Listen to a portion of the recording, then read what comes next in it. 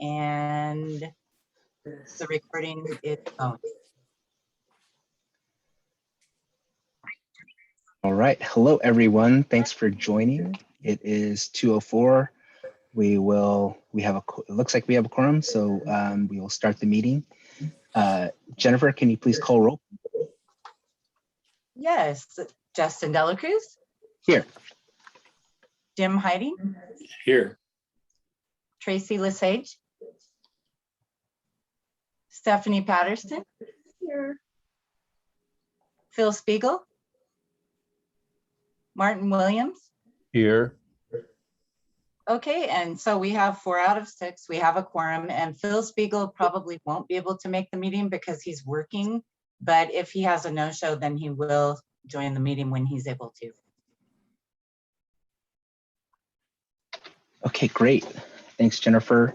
And next item is my report. And I guess I'll just kick us off and say thanks everyone for joining us. The purpose of this meeting and the agenda item is to get your input. And so we want to hear from you, the group facilitators, about how best to move forward. When we originally had this conversation, the Delta variant was not surging. So, this is still, we are still in a planning process, but we also don't want to delay further at the point where we get through the pandemic and we're moving to a point where we can have in-person meetings. So we'd like to continue those discussions despite the changes in the status of different public health guidelines. So with that, I don't know if am I turning that over to you, Michelle, for item A? Justin, before you do that, do you want to ask if there's a call for public comment? Oh, thank you. Thank you for reminding me that. Sorry, it moved up above the agenda item, so I know it might be super confusing. I see. No, I see it now. Okay. At this time, we will see if there's anyone here who would like to make public comment. I guess they would need to raise their hand. Yeah, if you would like to make public comment, please raise your hand using either the Zoom feature or physically raise your hand. And I Okay. don't see any attendees, so it seems like, oh, I do have a raised hand. Let's see. Oh, June would like to make a comment. And June, I think you can talk at any time, but Michelle, are GFs considered members of the public, or are they considered? Well, in this case, they were invited to present for this topic, so they can talk during that agenda item if Justin wants it, I believe. June, do you have a comment that is not related to the agenda item, or? It was related to the agenda item. I can. Okay. Okay. I'm hoping that we all can have a robust discussion. So if that's Lita, okay. Where did Lita go?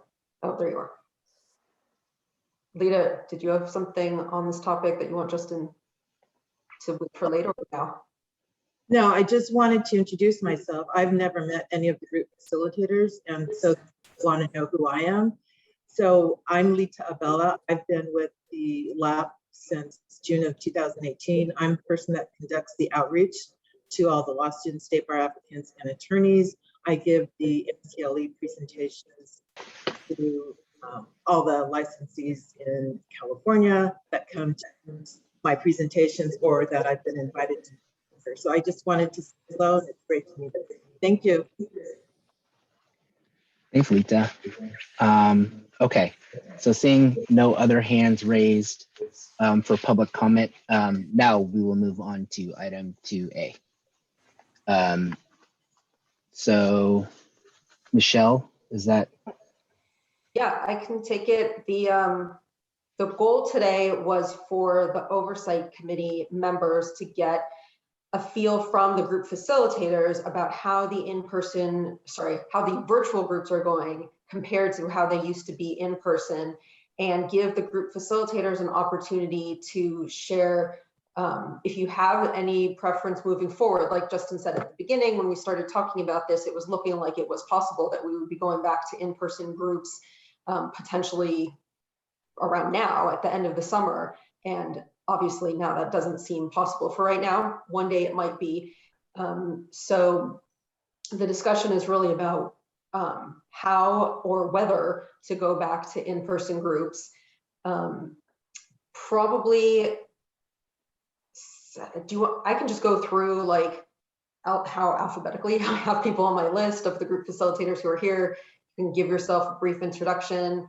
If any of the committee members want to ask questions, I'm sure you can ask it as we go along. That would be easier than waiting till the end and then trying to like get back to whatever somebody was asking about. But the committee members wanted to know, because these are the experts, these are the people who are doing it, and it felt really like a piece was missing when the conversation was happening without the group facilitators in the room who are actually doing the work. So that's why you are all invited here. So actually, Paul Booth is the first person alphabetically, and he sent me an email because he can't be here on the video. So he sent me something to read, and he just wrote, "I'm voting for the continuation of Zoom sessions because the Zoom sessions are easy and convenient. The members have better attendance because they don't have to drive through traffic from courts or home at rush hour. They can attend even when not in town or on vacation. Many find it easier to be more open in the video format." And personally, he says he would not have to rent a second office, so that's not a consideration for him. But for him also, the travel is stressful during rush hour. And let's see, did he? Yeah, that was all.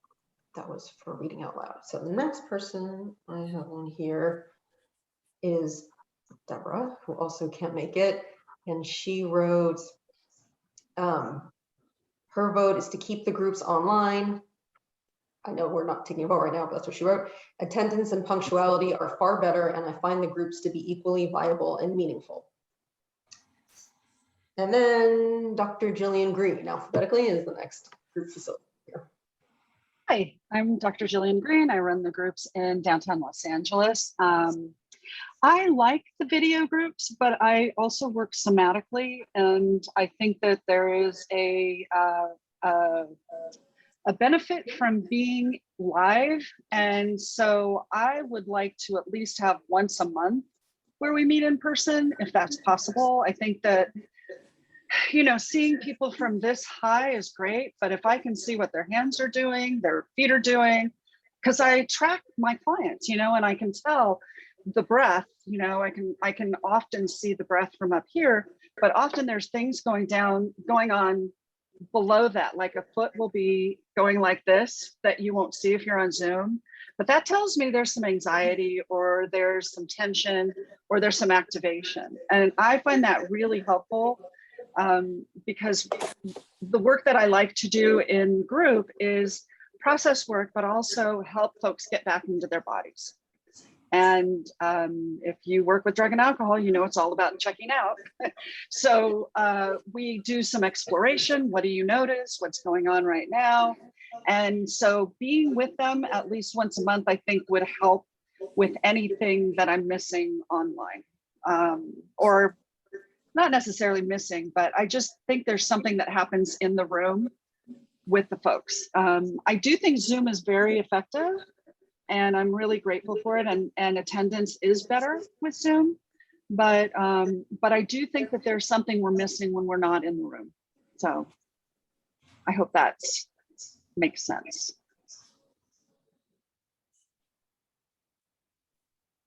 Any questions or anything for Dr. Jillian? So, hi, this is Dr. Patterson. I'm on the committee, and I have a couple of questions for you. So currently right now, in light of the Delta variant surge and increased hospitalizations, could you talk more about where you see the setting occurring at for in-person services?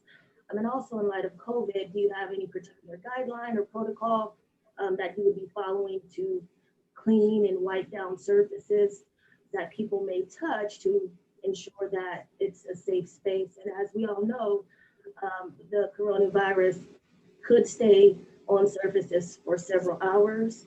And right now, I believe there is currently a mandate in LA County to ensure that the individuals who are congregating in in-person settings are wearing a face mask. So regardless of vaccination status. So could you share your thoughts on that? Sure. I think I was really thinking more of after COVID, it sort of settles down.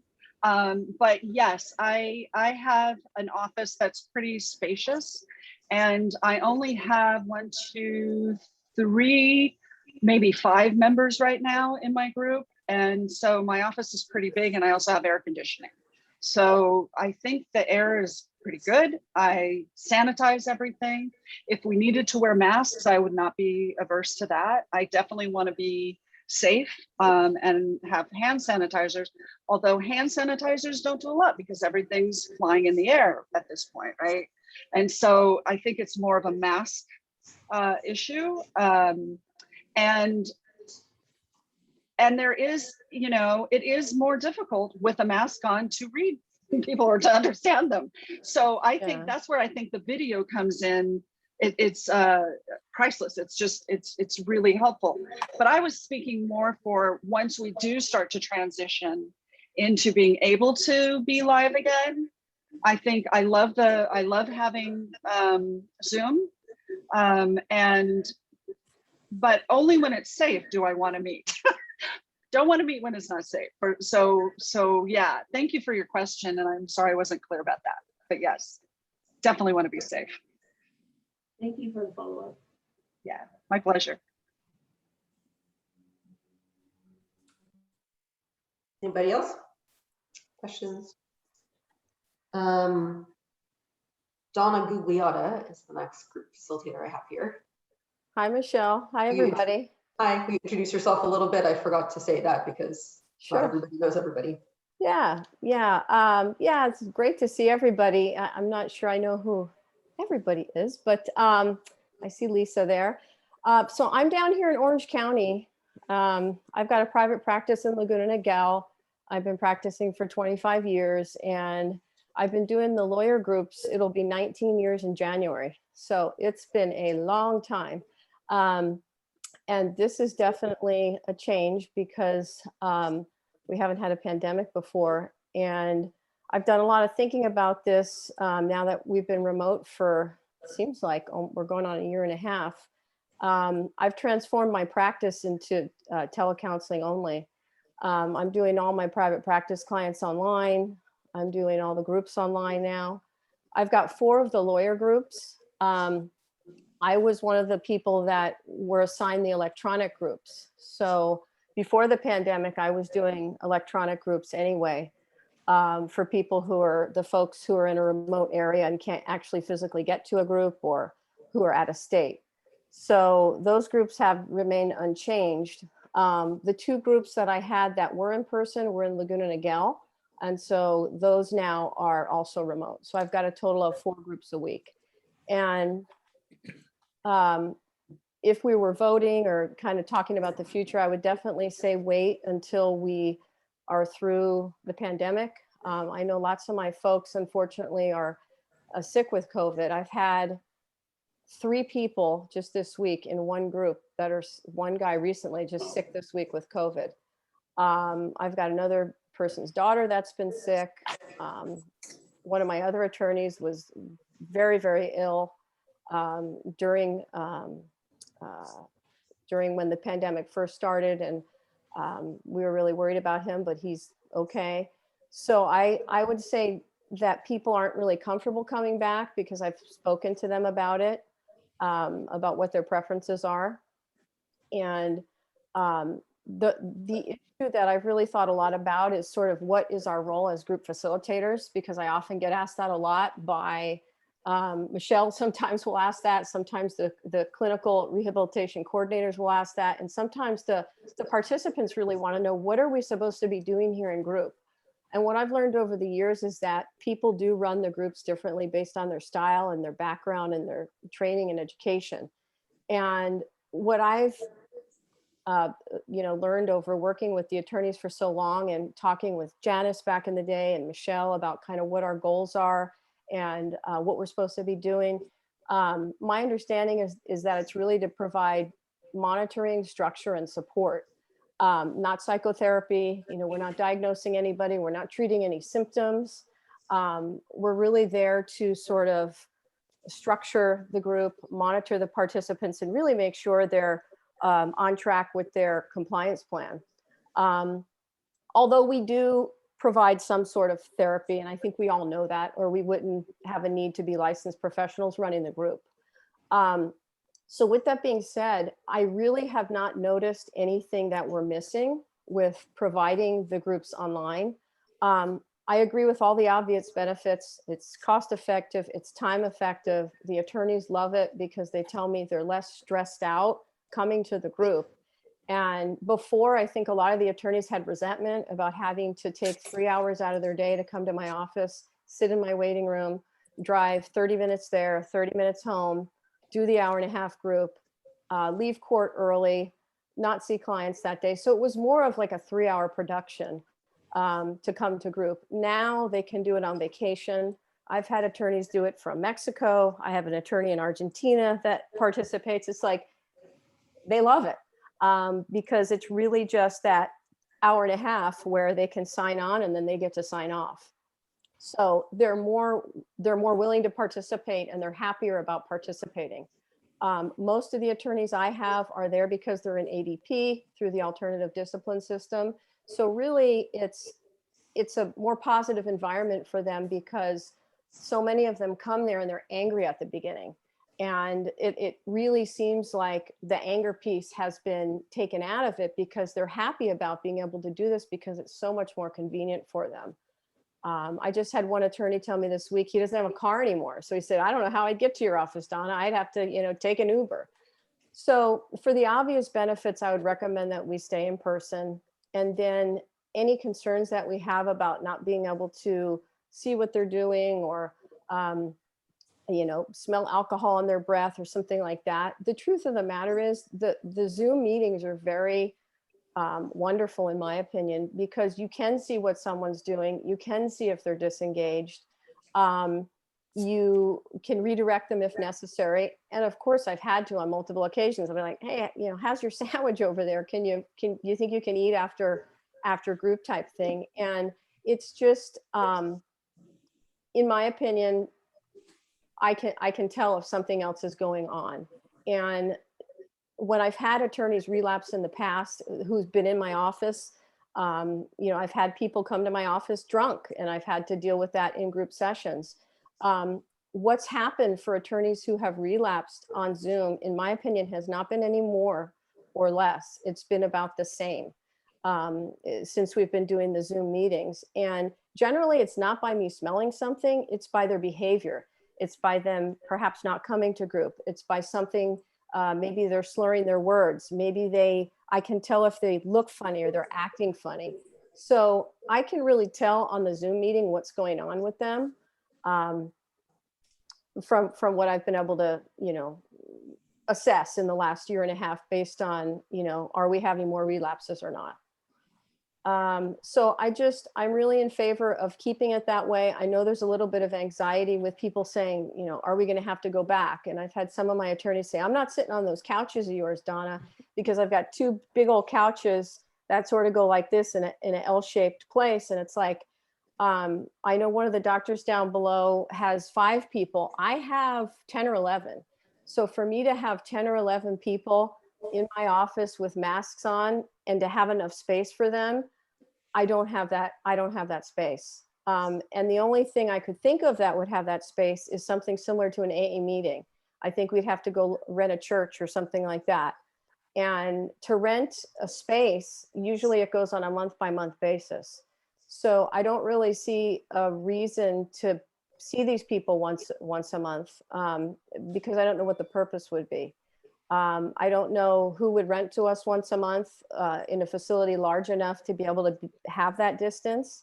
And at this point, I don't think a majority of the attorneys are comfortable coming back because of where we are with the Delta variant, but I don't really think that they have a desire to.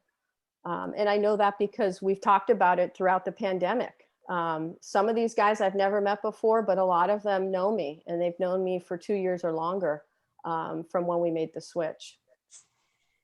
So, you know, I can answer any questions or give you feedback on topics that you have concerns about, but I really think that I know there's a Senate bill behind the program where they talk about the meetings, and I don't believe there's anything that says that the meetings are mandated to be in person. And I just think making a permanent change that to kind of go along with what I see the wave of the future, a lot of people changing their practices to telemedicine, that we just kind of take the anxiety out of it and transition the groups into remote. My attendance rate is virtually 100%. And I'm talking about, you know, close to 50 people a week.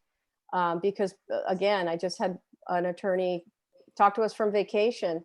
And I would let you guys know that I see more of these attorneys and more of their personalities, more of what they would offer coming to my office because we're remote.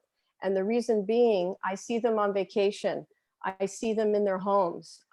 We've had a couple of things where their dog came in.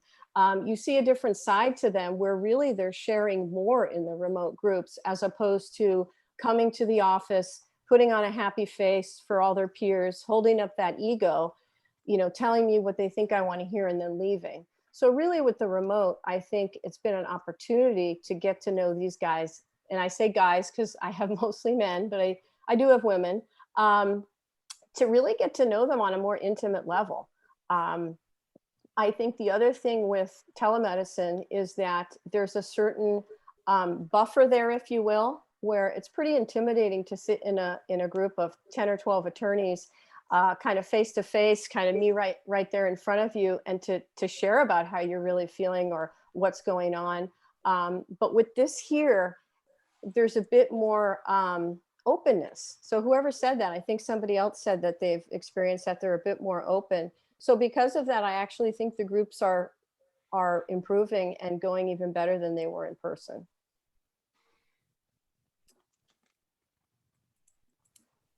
So I'd be happy if you guys have any questions about what's happening week to week down here in Orange County, or any other concerns. But I'm really in favor of us just moving forward as we all are. Well, this is Jim Hiding. Hi. Hi, Jim. Hi. So I was a state bar president in 2005-06 and got on the board when you started doing this for lawyers when the LAP was started. Right. So thank you for all of that time of service. You're welcome. You're just doing telemedicine only, right? Telecounseling only? With my private clients or with the groups? Yeah, the whole entire thing. Yeah, I decided not to go back to the office at this time. So everybody's doing telemedicine. So would you have any objection to the idea of each counselor, as their comfort level dictates, would have their own decision-making as to whether they would have some meetings in person and some meetings by teleconference? You know, that I've thought of that. And you know, what's interesting about that is I think it would turn into a problem with the attorneys, because what I think would happen is I think the attorneys will say, well, wait a minute, why do we have to? And we ran into this with people who have Mondays off, because there's a lot of state bar holidays on Mondays. And some of the attorneys that are in my Tuesday night group are like, wait a minute, there's like 8 Monday holidays. I want to be in a Tuesday. I want to be in a Monday night group because I don't want to have to come to group every week. And I'd be like, well, no, you guys can't just switch groups to have to either get a extra group or miss a group.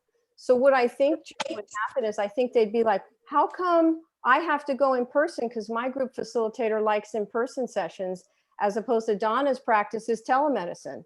Well, now I want to be with Donna. So I think it would create issues with the attorneys. All right. Would it create issues with you if the board or if the committee decided that one time a month should be in person? Would it create an issue for me? No, but I would ask you guys if it would be okay if, I mean, I'm down here in Southern California. I wouldn't be opposed to having a social with these guys, you know, at Salt Creek Beach. We've got an ocean view.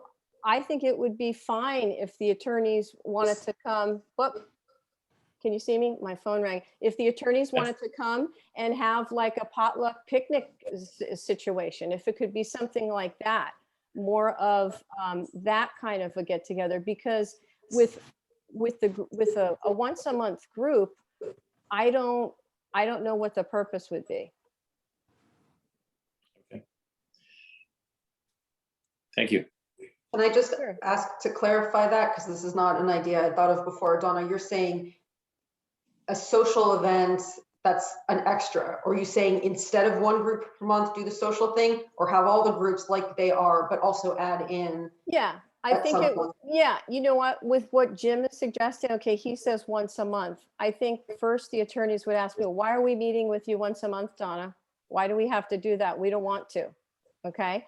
And I'd be like, well, because the state bar is mandating it. Well, why? Okay, so there'd be some anger there and resentment because they don't understand why.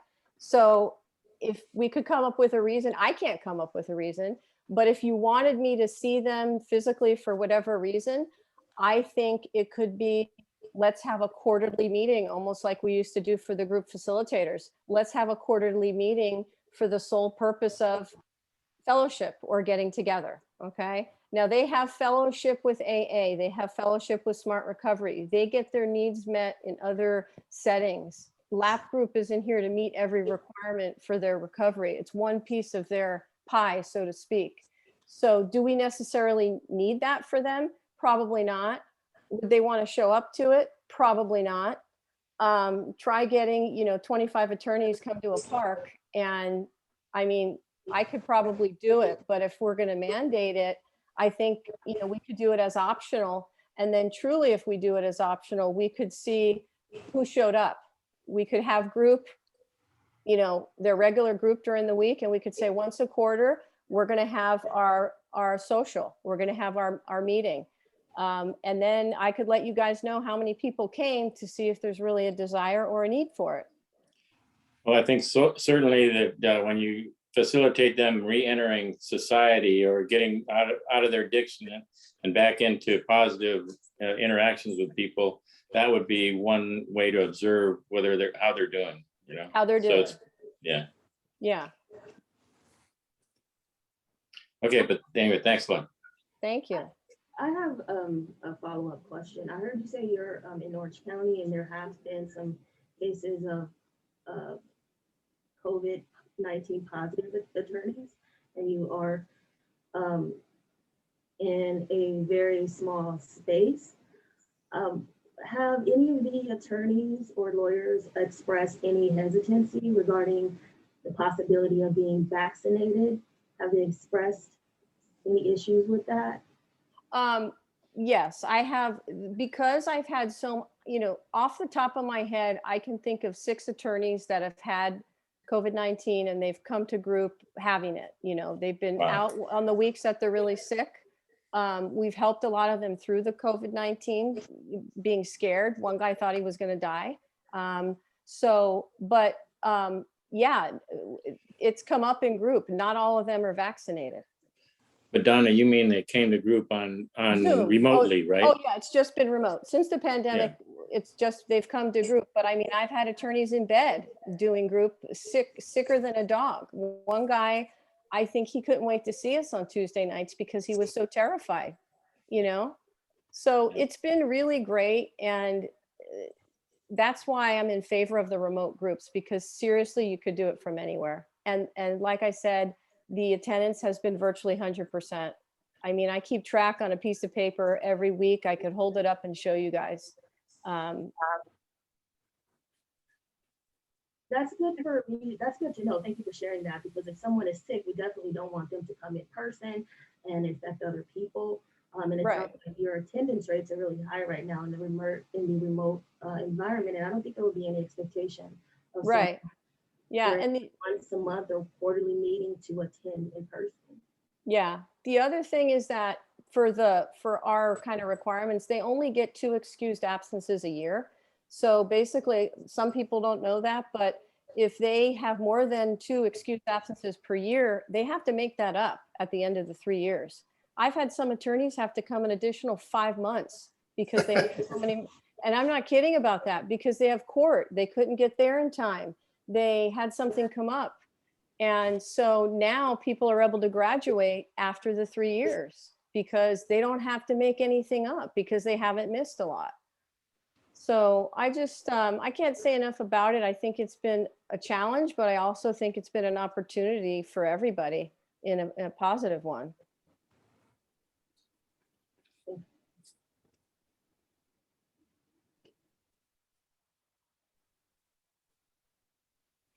Justin, Lita has her hand raised. Do you want me, even though she's staff, is it okay to take comment from her or question? Yeah, sure.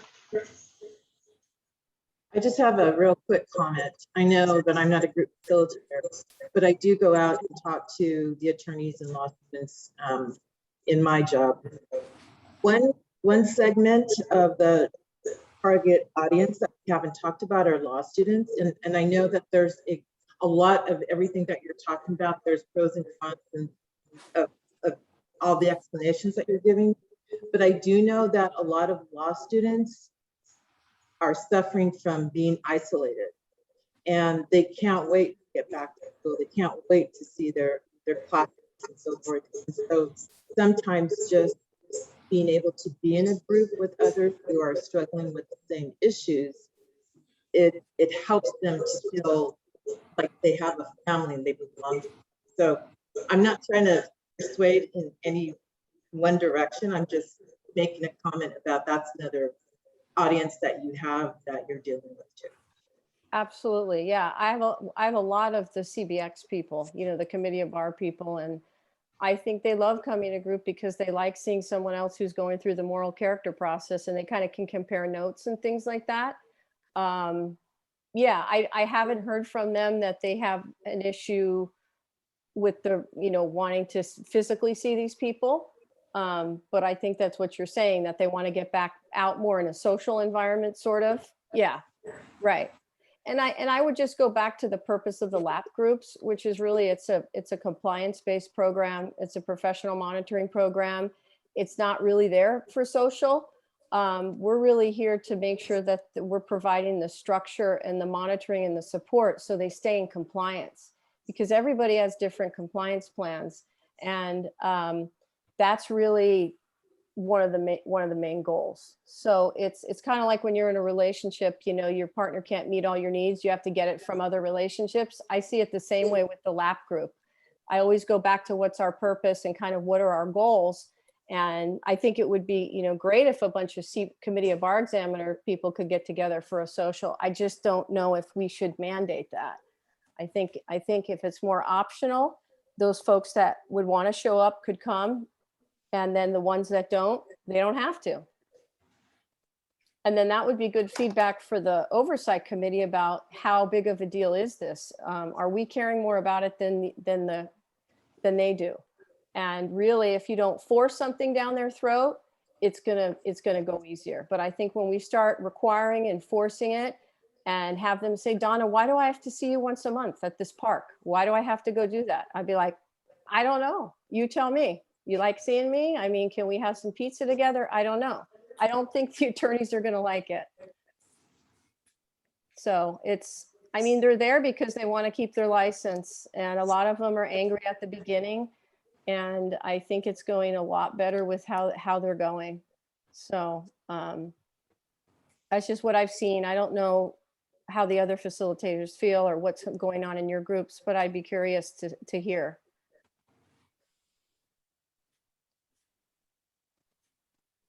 Shall I go on or any other to the next group facilitator, or any other comments or questions for Donna? I have some things that I'd like to piggyback on, but do you want to wait until it's my turn? I don't know. June and Kim are both nodding yes. Are you nodding yes to, I have things to piggyback to, or wait till your turn? I prefer to wait for my turn, just for the sake of order. Okay. After Gugliotta is Lisby. So Laura Lisby was not able to be here. She just wrote something brief that the groups have been highly successful virtually, with participants making meaningful connections and developing healthy insights. virtually, because that's what she's been doing. And then Nakai is after Lisby. That's you, Kim. Kim, I'm not a doctor. I work with doctors, physicians, but I'm not a doctor. I work with attorneys too. My name's Kim Nakai. I'm a group facilitator. I'm in the San Fernando Valley. I was thinking that the first activity for LAP was an orientation I had in San Francisco in August of 2002. So I think I'm the longest person, I'm the oldest, longest standing person in LAP, I think. And to real quickly about my background, I've been in the monitoring arena, both with the Medical Board of California and also with the State Bar.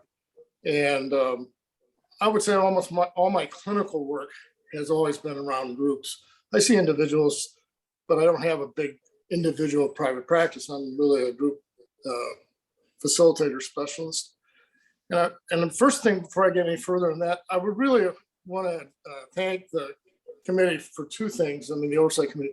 One is I was really appreciative that when this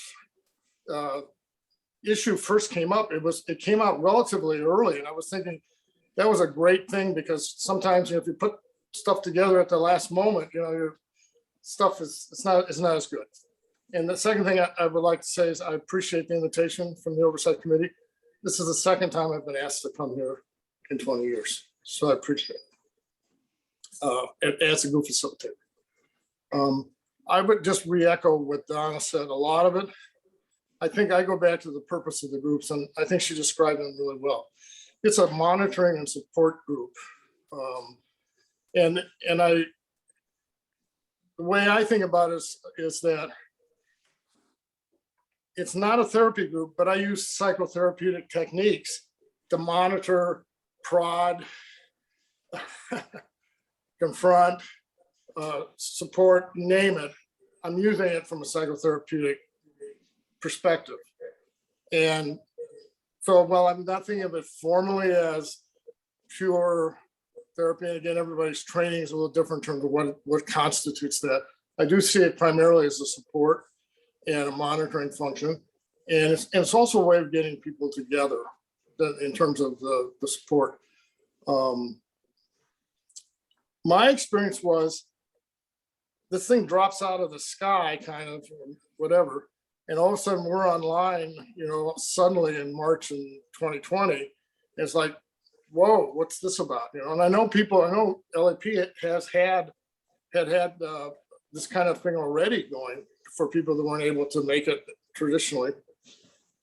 So I had a lot of questions like, how is this going to work? Because I've spent all my time working with groups with people right in front of me, you know, so like, how is this going to be?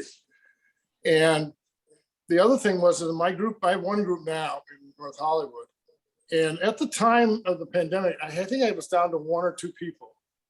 So I was thinking, well, you know, maybe we'll see what happens, you know. I have 10 now. And one of the things that I'm trying to comment on is it's really important from a group perspective to actually form a group. So, you know, when I've had a group of 6 or 7 of one of the groups, wherever throughout the history of my experience, and I got some people that have been in LAP and they know the ropes and they've been through the anger, they've been through all this stuff. And then someone new comes in, they can kind of learn the ropes from the person from the people already there. And a lot of times I will always ask the participants when a new person comes in, would you share what your experience at LAP has been? What is the benefit for it? What have you gained from it? And you know, and it's a lot easier to do that when you have a kind of a core that's already there. I had to formulate a group again. I felt like I was doing it like starting my first lab group 1 million years ago. I had to start a group. And periodically this has happened. And I had to do it online. And I was thinking, how's this going to go? And I'm really surprised to tell you, this is a really tight group I've got. I mean, it's a really supportive group. It's probably one of the best groups I've ever had, period. Online, offline, you know, whatever. And I think a lot of it has to do with, there's a couple of people that had been in LAP or dip their toe in the water when we were still meeting live. But everybody for their entire experience has been online, and they think it's wonderful. They said, you know, hey, it's really great. I'm getting a lot of support. I really like what's going on. And I think what it is the magic of people talking to another. You know, it's like, in the kind of paraphrase, hey, it's, you know, it's one alcoholic talking to another. Well, here we got one lawyer talking to another about similar kinds of issues. And it is not limited to the physical environment. They're actually engaging with one another in a really necessary way. You know, that talking about isolation, and I'm the only person who ever had a problem with committee bar examiners. I'm the only person that had a problem with state bar court. How come they don't follow real rules of law, et cetera, et cetera, et cetera? You know, that's the common complaint. The thing is that I think the group function, the group of cohesion has been excellent in that group. And it's all been online. And I would not have predicted it or not predicted it at the beginning. And when I said, well, it's not going to work, I said, so we have to do it. And it's turned out really, really, really well. The other thing I really appreciate is for the first time in LAP, I actually have 50-50 men and women. And I think that's part of the reason that group's really good is I have women and men together. And some of the people, we have one participant lives in Napa because of the time issues. And I think that has been a helpful thing to actually have that. Now, I don't know if that's the result of just having the Zoom meetings, but I think for a long time, we've always wanted to have kind of the holy grail to be able to offer to women or to, and maybe into men. I mean, it's always been mostly men in LAP to have a women's group, and it could be facilitated by Zoom if people want to do that. I mean, I get attached to their groups and the facilitators and all that, that they may not want to do it. But I think there's possibilities for this. The other thing is besides the obvious things that people notice about attendance and ease of coming to group, I mean, I think I've seen that. The hardest thing in running a group, and I've done it for years, is getting people to the same place at the same time, on time. That's the most difficult thing about running a group. That's why most therapists don't run groups. And the advantage that we have as group facilitators, they got to show up. So it makes it easier, but those issues still surround a group. And when a group was geographically limited or time limited, I agree with that Monday thing, by the way. I was wondering, I wanted to run one of those Monday groups. Not to Everybody wants it. Yeah, everyone wants it. Yeah. But I didn't, I delivered and didn't do it originally because I said, I can't have these people missing 10 times anyway. But the thing is I think it's been a really good experience in terms of access.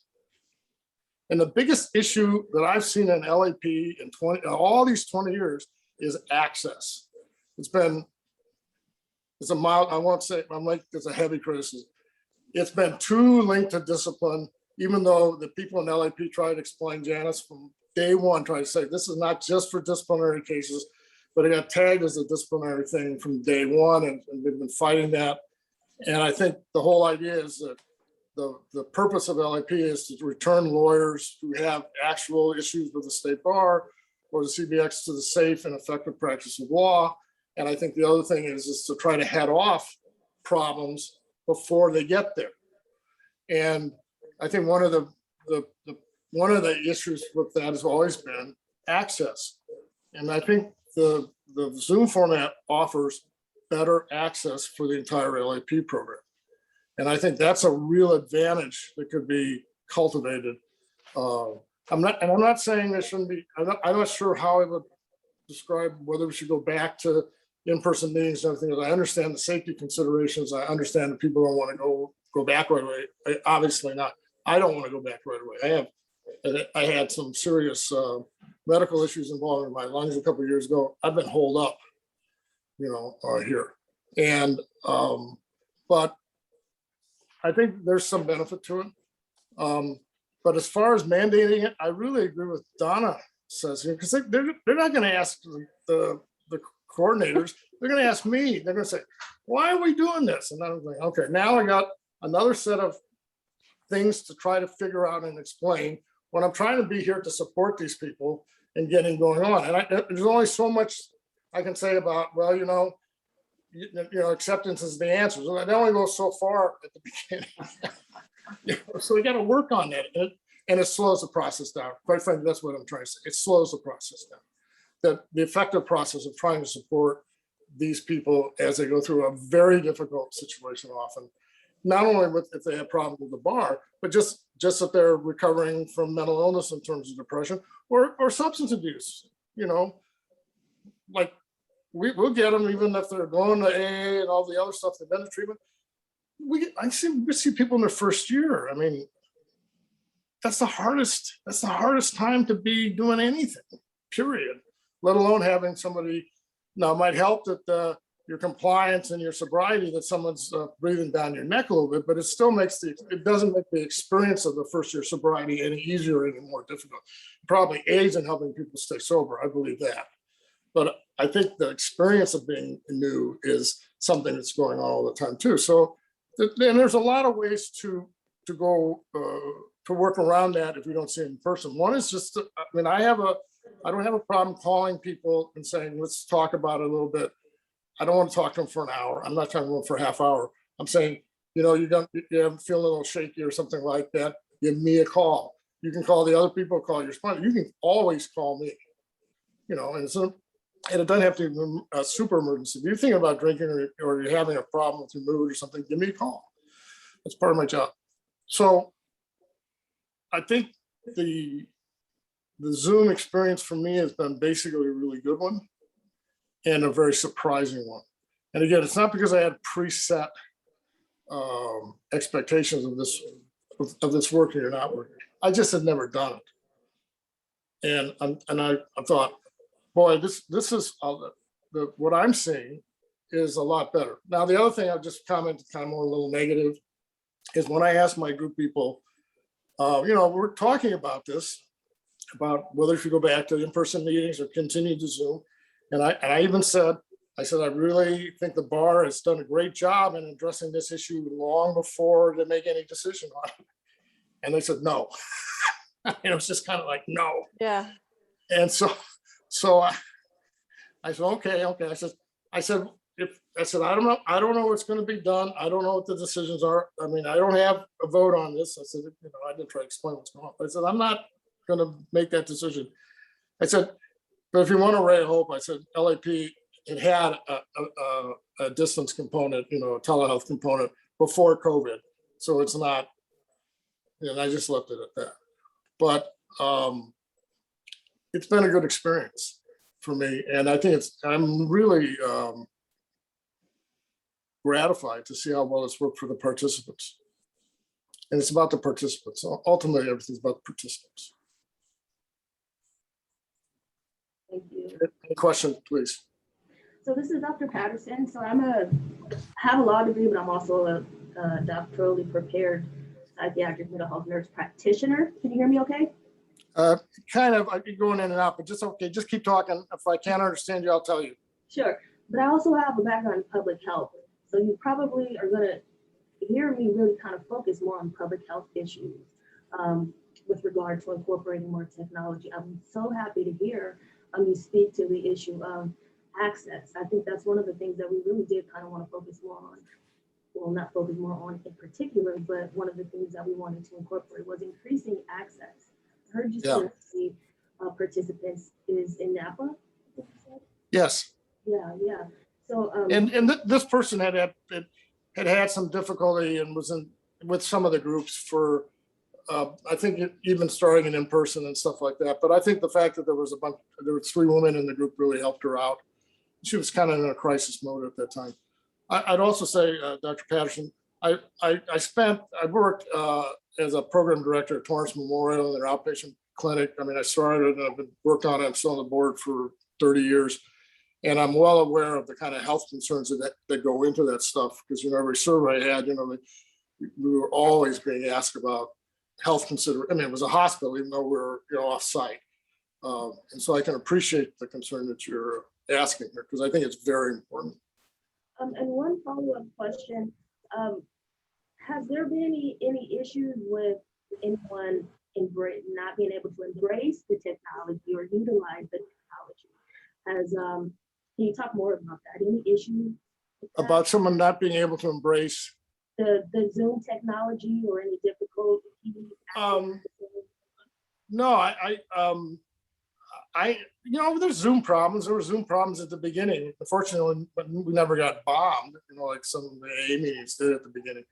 So we preserve, and like, for example, my confidentiality policy about is I change my password every week. So, my number, it's not the same, it's not recurring. But no, I don't think there was a problem, and especially with a lot of the younger attorneys as well. I think this is an age issue. I was teaching at a school that was teaching marriage and family therapists, and we transferred from going to a paper note system to a computerized system, and the faculty was raising all kinds of issues until someone said, our students who are 30, I have no problems with this. The people who have problems with it is us, because we're not as computer savvy with some of this stuff. But I don't think that they've had any problems with it. And I've always told them if they have had any problems, give me a call. We'll get this figured out. But I haven't heard anybody complain about it, to answer your question. Okay, great. Thank you. Can I make a comment on that, Michelle? Okay, I just wanted to say one last thing about Kim. You talked about, you're not sure if we should do once a month or once a quarter or anything like that. I think I just want to bring up one thing that came up in group about the vaccines. I think in thinking this out loud, obviously because of the Delta variant, I don't think we're talking about going back once a month or once a quarter anytime soon. But if that was something like Jim was suggesting, I think the main thing we would have to put out there is why, because I think we would be getting a lot of pushback and anger from the attorneys about what the purpose would be. And where the vaccine is concerned, because we've talked about it in some of the groups, I'm seeing almost like a discrimination against people who don't want to get the vaccine. And I've had to stop conversations during group about this isn't going to be, we don't talk politics and laugh, okay? We're not going to talk about religion. We're not going to talk about this. But I can almost see it as, now you're forcing me to come once a quarter or once a month. I'm angry about it, and I'm not comfortable because I know so-and-so is vaccinated. And so I can just see more problems with that happening, because we're kind of right in the crux of, people who got vaccinated up until now pretty much got vaccinated. And now it's the people that we're trying to convince to get vaccinated. And the attorneys, like I said, some are and some aren't. And it's been open dialogue where I've had to really kind of be careful in groups about what direction it's going. And I just really feel like Jim said, if we're gonna have them come back in person, what's the reason? And I don't know what that would be. Yeah, real quick comment on it. Obviously, nothing's going to happen right away with this. Right. I know. I think it was Dr. Green was saying about you do want to see them. My head's now my head swivels like through the Brady Bunch, But in the past, I'm trying to focus on what's going on in group, body language and everything else. Although I can kind of tell sometimes when people disappear and kind of quickly from the screen and stuff like that. But it's not. I agree, it's not the same. But I certainly agree with you in saying that if we were going to actually meet, on site, I think you're right. It has to be a really clear reason why we would be doing this to get a buy-in. And I agree with that. I know that there would be a lot of blowback on it. I agree with that too. I agree with that. And just to comment on the social thing, I haven't done it recently, but in the past, we had, especially before we changed the rule for 3 years to successfully complete lap, and we had 5 years. Yeah. Okay. So when someone got that 5 years, we went out to dinner. I said, I remember that. We're meeting at wherever, and we're going to celebrate Joe's he made it. You know, he did a good job and we celebrated that. And it was up to the participant if they wanted to do that. And I made to make sure arrangements that people didn't feel like they were left out because of money and stuff like that. But the idea was we celebrated their, you know, their time and their successful completion. It hasn't gone on, it hasn't quite the same way because I think we've certainly had fewer ADP people. And so the requirement of successful completion there's not as many folks that have to do that as there used to be. So, but I agree, to go back to the topic, I agree that if we're going to meet in person, we have to have a pretty clear idea to let them know what's going on. I agree. Wow. All right. So the next person on the list is Kirby Palmer. He is the Claremont group facilitator, and he wrote an email to me that says, Michelle, I strongly support continuing to offer online groups. Members report that it's much less stressful to make group part of their weekly routine since they don't have to worry about a commute. Before COVID, I had people driving 30 minutes to 1 to 2 hours because of distance and traffic. Also, LAP can offer more flexible times because online is not limited to geography. I have found that online works well clinically also. I originally had my doubts, but I find it easier to track group interaction when I have everyone on the screen and see them in front of me. So I would encourage the Oversight Committee to support continued online groups. That's Kirby's. And what Kirby is referring to about flexible group times, we also talked about this on the phone, and he was talking about like having a lunchtime group, doing morning. I know Kim, long time ago, had a 7 a.m. group, which fell apart because there weren't people. But 6 o'clock. It was at 6? Yeah. I visited those groups. How did I do that? Oh, you weren't married. Oh, that's true. You didn't have twins, Michelle. That's right. So, so that would be another like way to expand if we were able to do it online and be drawing people from all over the state and not just drawing from that one physical area where he's running. Jillian has hand up.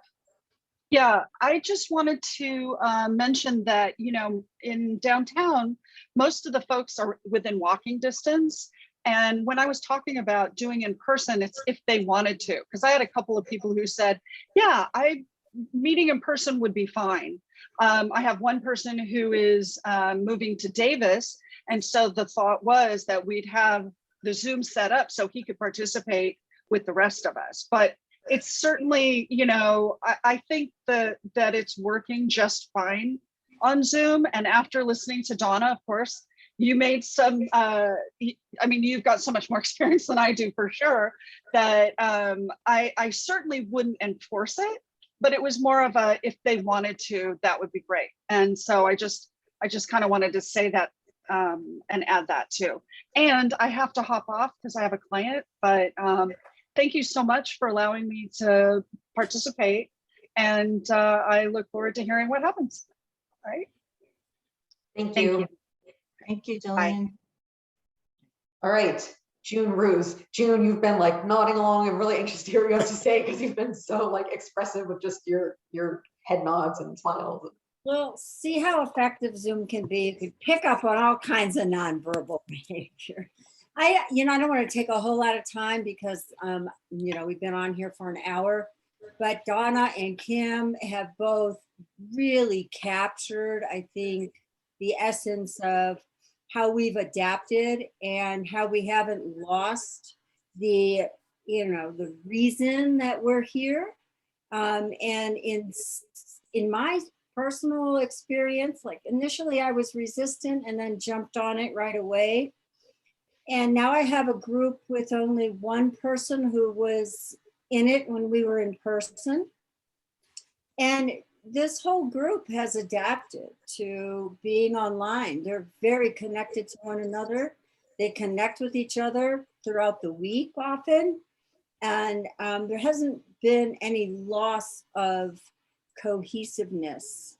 Actually, I think it was Donna that might have said, or someone earlier, said that maybe it's even easier to be vulnerable. I had a lawyer on Monday night say that, I wrote it down, that this is such a great place where I don't have to be the invulnerable attorney, you know, and it happened on Zoom. So in terms of the cohesiveness and in terms of, I think the support that's been able to happen on Zoom has been fabulous.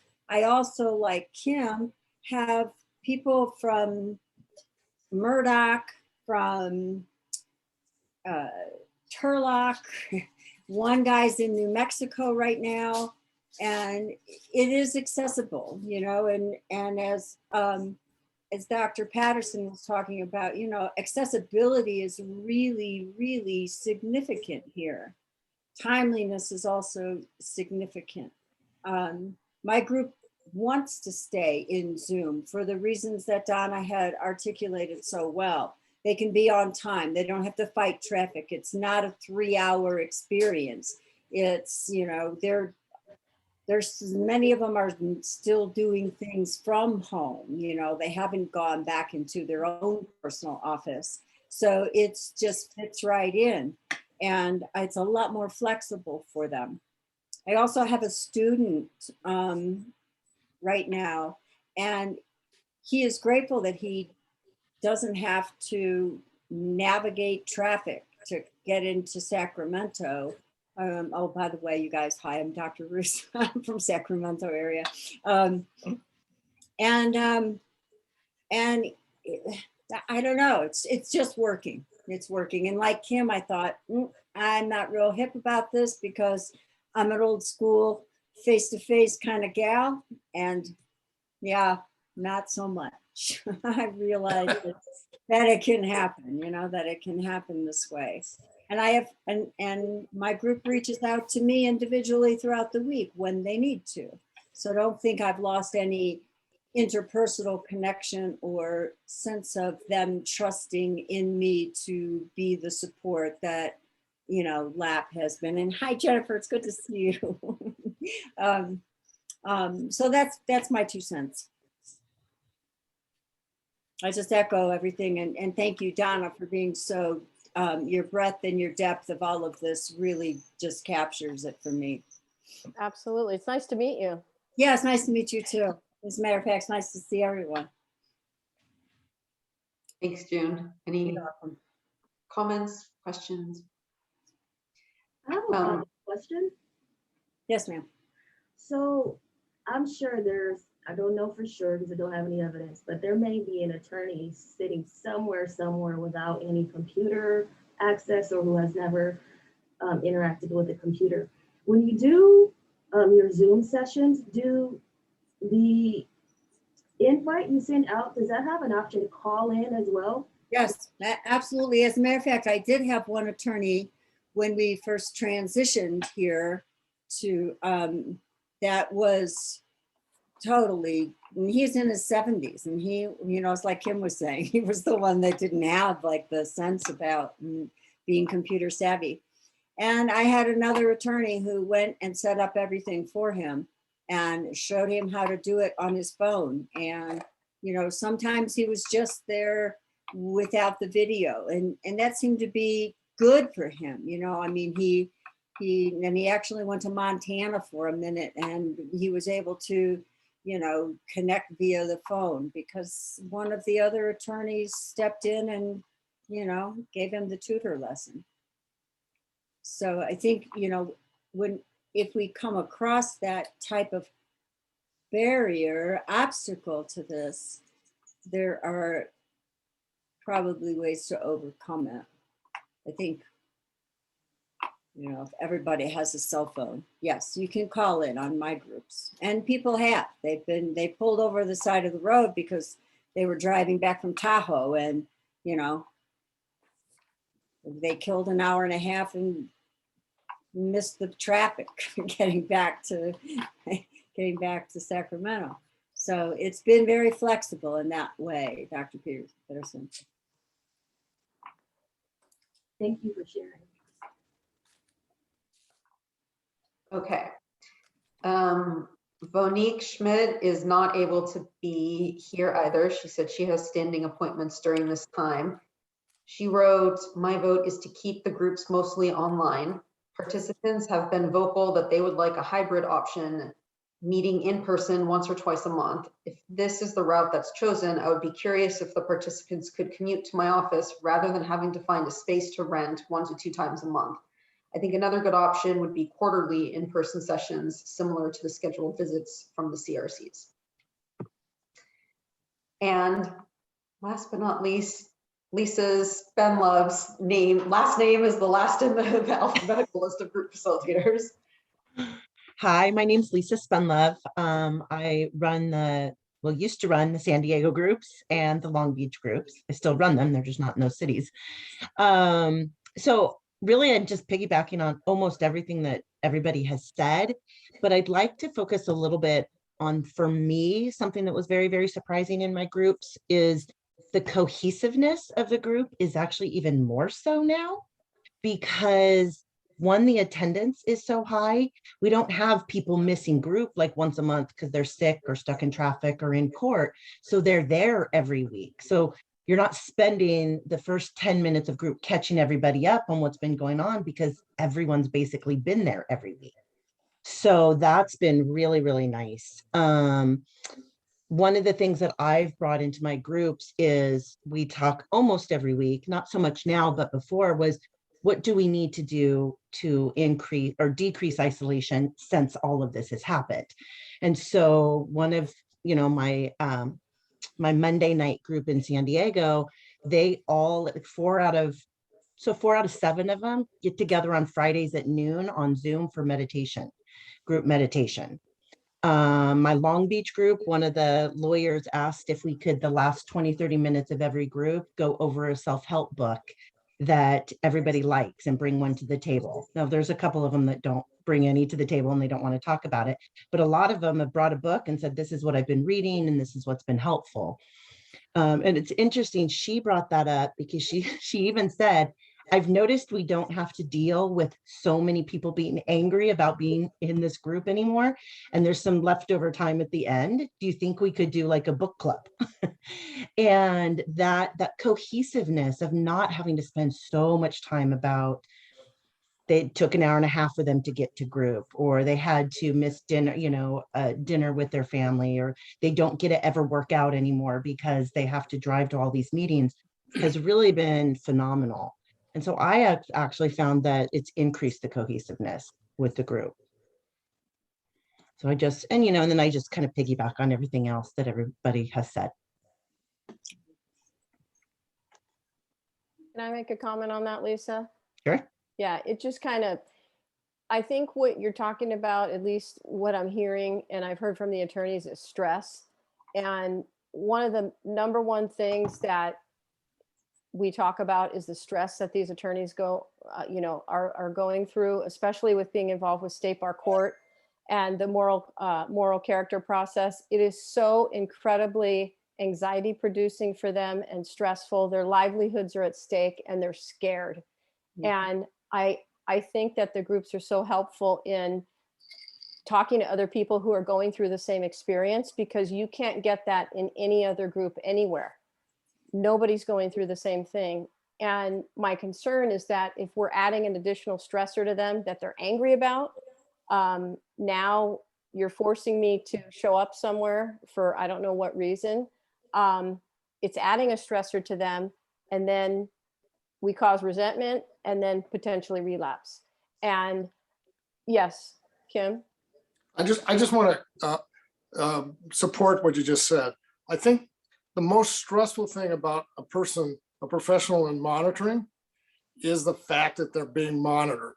And I think the other thing that's really stressful about it is that a lot of the decisions that are made about their careers, whether it's the moral character subcommittee or the state bar court, and when are they going to have their next appointment, and when are they going to actually do this, and when are they going to do this, and what is going to actually get decided, and what is going to be decided is, and I notice I say this is true with the medical board and some other boards that I've worked with, it is a singular, to me, difference between these kinds of support groups and probably any other support group you could imagine, is that you have an agency of the state monitoring their license, and that they don't have any control over it, and not even control over the timing or know what's going on. And I just want to say that in front of the board here, because it's so obvious. And so, I'll shut up. Yeah, and the other thing that has to do with that, Kim, you're exactly right. I don't know if everybody knows this, but most of these people have to check in with First Source Solutions, the drug testing app, on their cell phone every morning. I have attorneys that are waking up at 3:30 and 4 in the morning every single day of their life to check in for First Source Solutions to see if they have to drug test or not. The amount of pressure and stress that it puts on these people is unbelievable. And I know that that is a real thing. They have to wake up to check the app on the phone every single morning of their life. And if they forget and they were required to test, that's an immediate report to State Bar Court, to the judge. And that right there is so stressful for these people. And the only reason why I'm saying how stressful that is because I live it with them every week, how they're so fearful and scared. And it's really a matter of, I'm talking about sort of control. What are you taking from me? What am I in control of versus what I'm not? And if we're going to be implementing something on them now, something they don't want to do with a system that's been working well for 1.5 years, I'm going to have to deal with, and all the other facilitators, the anger and the resentment, and then the relapse. Yes, Jim? Yeah, no, I'm sorry. Did you say June or Jim? Oh, June, go ahead, June. Oh, thank you, Jim. We'll get to me. My group has really leaning towards staying on Zoom. They're not opposed to like some hybrid once a month, but I agree with Donna and Kim. It's not going to be easy for people to add that additional stress to their life. And we are a support group, right? I mean, we provide support. And so let's make it easier for them to get the support. And this has been working. Jim? Yeah. So now I'll shoot out there that you shouldn't have any fears that this committee has decided, that they want to have in-person or not in-person meetings. It's been extremely illuminating for me to hear from everybody and to see the consensus as to how effective the Zoom meetings are, and to see how positive you all are about your connections with people and the relationships that have been developing.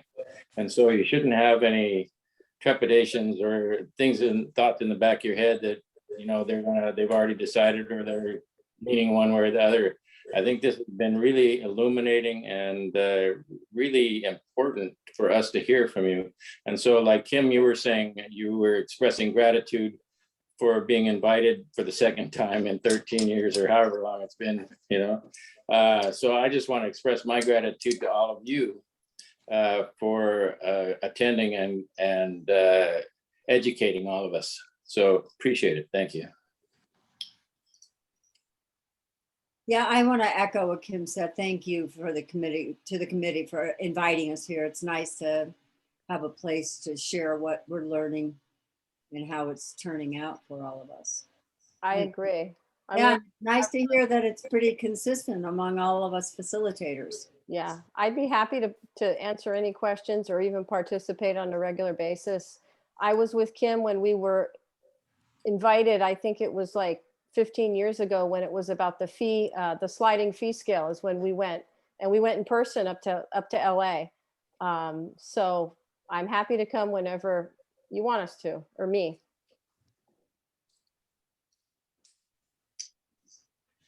Can I say something? Please. About my experience? This is just to piggyback on everything everybody has said in favor of Zoom. In my opinion, there are two good things that came out of the pandemic: Uber Eats and DoorDash, and Zoom. And my day job is doing psychological evaluations and then testifying in court. And I have been exclusively doing it on Zoom. It's just been wonderful. I've been going around telling people transportation is so 20th century. transportation is dead. You know, it used to be a big deal to drive to a jail and then maybe you don't get in because they're locked down. Well, if you do it on Zoom, so if they're locked down, what did you waste? The time it took to walk from the kitchen to your desk? It's just been great. And to empathize with what the attorneys might feel if they have to show up live, there are a few California counties that don't allow video testimony. Riverside, San Bernardino, Contra Costa, and I was just furious that I had to get on a plane and fly to Indio, California, when I knew I could have just done it from right here. Hey, that's my county now. Take it easy on me. Yeah. And so anyway, I'm just absolutely on board with the Zoom thing. And it has just been wonderful for me. And I could just imagine how much the lawyers appreciate it. And I could also imagine how much they would resent if they had to show up live again, if they're like me, who resented that. Thank you. So Justin, I'll probably send this back to you, right? The question here was broadly what we're doing with the LAP groups. And I suppose if the committee wants to make a decision now to say, like Donna was saying, to remove some of the uncertainty and just say, we're ready to say, this is the way we do business now, is through virtual groups and we're not going to be going back in person. Or if the committee wants to say, wait for the other members to watch this on video, which is the other advantage here of doing things virtually, is that we have this webcast now and the two members who were not here can watch it later and hold a decision off until we find out more. Well, first off, I just want to thank everyone again for joining and sharing your experiences. And because, you know, I guess you call it our ivory tower, you know, the committee is in their ivory tower. We make decisions and that affect not only your practice, but a lot of lives, a lot of attorneys' work. And just hearkening back 10 years ago when I was going to these meetings, yeah, there's anger, a ton of just resentment. Like, why do I have to go here? Mm-hmm. Why do I have to do this now? Why do I have to wake up and check if I have to pee in a cup? Am I going to make it there in time after work, after I build 12 hours? Mm-hmm. It's a ton of stress. So I'm glad to hear that this is working. In terms of a decision, I don't know if a decision is properly before us, like whether making a decision is properly before us. Also, it's my understanding that the state bar is having some kind of policy of having volunteers and other meetings coming back. Lori, do you have an update on that yet? Like a policy of coming back in person? Well, are you talking about what people have to do in terms of wearing masks and things like that, or just in general, if they're recommending that we have in-person meetings again? I think both, because I know a lot has changed since we last met a month ago or 2 months ago, barely. So I know we were talking about potentially allowing folks to have in-person meetings, but we put that on pause because the state bar was looking at what those guidelines would be. So I'm assuming that's probably on hold right now. Yeah, and the most recent update I had in terms of just in-person meetings or not was that the default should be to remain remote unless there's really a pressing need to meet in person. So for example, for our LAPOC committee, unless there really was a reason to bring all of you into the office, if remote is working, we should stay that way for our meetings, certainly for the near future. And in terms of the actual thing about, like, if you did have something in person, would we be able to ask if there's vaccination proof? Would you be allowed to mandate a mask? All those kinds of things.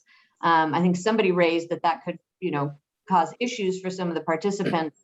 But we asked, we were following up, and we didn't get quite a clear answer on if we would have the same rules that coming into the bar that would be applied to somebody, if we would have the same rules going to somebody's private office or not. So we're trying to get that still, perhaps a better answer for you on that piece.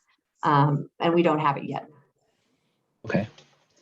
So, I mean, anyone can make a motion if they want to. I'll just signal that it sounds like Zoom is working. And so I'll just signal that if it's working, I'm not going to vote to force people to come in. But I also I don't think there's anything imminent that's going to change. We're going to remain virtual, as Lori mentioned, for the foreseeable future at least. But if someone wants to bring a motion, then I will likely support it. It doesn't seem to me that there needs to be a motion if we just allow life to go on as is and give the counselors the freedom to counsel as they see fit, which is currently remotely. I think if there was a need to change anything, they would bring it up. Somebody would bring it up to us, and we would have that ability to act on it then. That's my feeling. Do the other oversight committee members have any thoughts on that?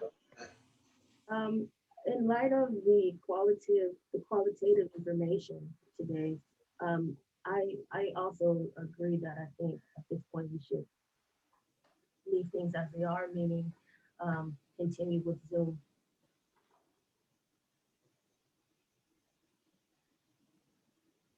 Dr. Williams, did you want to, well, you chimed in earlier, but I don't know if you wanted to reiterate it. Yeah, I just think we should leave things as they are. I agree with Jim. Leave it up to the discretion of the therapists or the group facilitators, all of whom seem to be comfortable with the way it is. All right. Well, Justin, well, one thing quick, I'm sorry to interrupt you. I think we had talked at the last meeting, maybe just briefly, about do we need to worry about what platform people are using? Are there platforms that are better than others in terms of making sure they're private and things like that? And I just wondered if the group facilitators had thoughts about that before we let them go. I think it's just important that it's encrypted. I mean, obviously nobody can use FaceTime or anything like House Party, but GoToMeeting is encrypted, Zoom is encrypted. So just make sure it's an encrypted platform and it's HIPAA compliant. So I would say nothing outside of that, of course. But yes, that's a great point. Lori, would it be possible to get a general counsel opinion on that? On what platforms are and aren't compliant? Yeah, we can definitely reach out to them and see if there's anything in particular. And again, it seemed like nobody has had any problems. Did you say somebody was Zoom bombed at the very beginning or not? I don't remember. No, I said we're fortunate not to. Yeah. Okay, not to have been. I just want to make a comment on that. It's very easy to monitor since they are encrypted. There's an audio and there's also a visual cue to the presenter. If anybody is coming in, if anybody's there that's not supposed to be there, the Zoom link can be changed at any time if there is any confidentiality breach. In the 1.5 years we've been doing it, I've had 0 confidentiality breaches. I use it for telemedicine. It's HIPAA compliant and it's encrypted, and that's pretty well known amongst the professional for our scope of practice who's doing telemedicine now. I see my primary care physicians via telemedicine, and so all professionals are kind of using it's GoToMeeting, Zoom, no FaceTime and no House Party, basically. Yes. Can I say something about that? I would like legal counsel to look into this because I've come across things that I don't understand. Like, first of all, I'm not sure my work comes under HIPAA. It's not healthcare, but I once looked into it, and Zoom offers a very expensive version of Zoom that's HIPAA compliant. So what I use is not HIPAA compliant according to Zoom. And I think that what you guys are doing, the group facilitators, needs to be HIPAA compliant. Although I'm pretty sure most people on earth have no idea what HIPAA compliant is. But it'd be nice if somebody could look into that. Donna, if I'm not mistaken, pre-pandemic, the HIPAA compliant Zoom and all the other telemedicine platforms were extremely expensive. And they're HIPAA compliant now, and they're not expensive. Exactly. Yeah. Yeah. It's very affordable now. It's Yeah, totally and the reason, affordable. yeah, it's not much, it's hardly anything different from the regular Zoom, It- The other thing about the Zoom bombing, Zoom basically redid their platforms for confidentiality almost immediately within the first month or two after people were reporting those. I know in AA meetings, they had a lot of problems, and other people had meetings where those things were problematic. And those things were responded to by Zoom really quickly because they had more money than God after the pandemic started. So they responded very quickly. So it's not an issue, as Donna said, it's not really an issue from that point of view. That's before it was like outrageously expensive, compliant thing, not now. Yeah, my doctor's using it. I know, yeah, so it's pretty good now. It's great. It's the wave of the future. And Donna, do you use Zoom? Is that the one you're referring to? I use GoToMeeting. I use GoToMeeting for my private practice and for the lap groups, and everybody seems to really like it. I get the audio prompts and the visual, and I can see up to 151 people on the plan I have. So that's a lot of people. Michelle, maybe we can talk to OGC and reach out to them, and then at the next meeting, come back to the committee if we have anything if we need to change anything or add any information, to requirements or something, you know what I mean? And it sounds like, Justin, I know that you are doing this working group with Jeff in order to redo our policy manual. And so it sounds like the group is not making a motion to like change anything in terms of like overarching like procedures of how LAP governs things, but perhaps having in the policy manual something for group facilitators, what was just said about leaving things, let the counselors counsel as they see fit, is what I wrote that Jim said, and put in there for group facilitators to use a HIPAA compliant platform, and things like that can just be added to the policy manual. Yeah, that sounds good. Yeah, that's good, because Michelle, like everyone has pretty much alluded to or spoke to directly, privacy is a big issue, especially in healthcare. So I'm glad to hear that everyone is utilizing HIPAA compliant platforms, if I heard correctly. I think your report should include the fact that it was virtually unanimous that the remote